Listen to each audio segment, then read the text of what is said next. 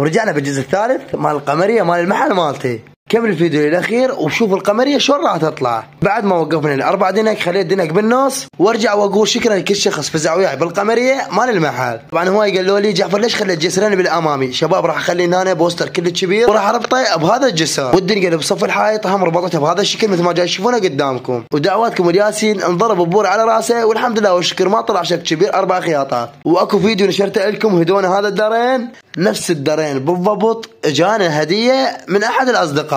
تعال خلينا نفتحه وشي مخلينا بداخله. اللايك والمتابعة تشجعنا للاستمرار بالنشر. طبعا مخلي لي كتر مثل ما جاي تشوفون هاي البرتقالية والعدة كاملة مكملة. وتعالوا شوفوا الهيكل مال القمرية من قدام مثل ما جاي تشوفونه قدامكم ما شاء الله كلش مرتبة.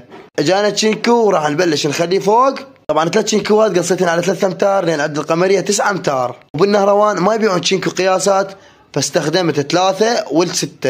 سحبنا التشينكوه اللي قبل الاخير وان شاء الله ظلت عندنا بتشينكوه وحده ونرتاح. وهاي التشينكوه خليناها وارتاحنا والحمد لله والشكر. وراح ننزل من القمرية من فوق وراح تشوفون الشكل النهائي مالتها شلون صارت.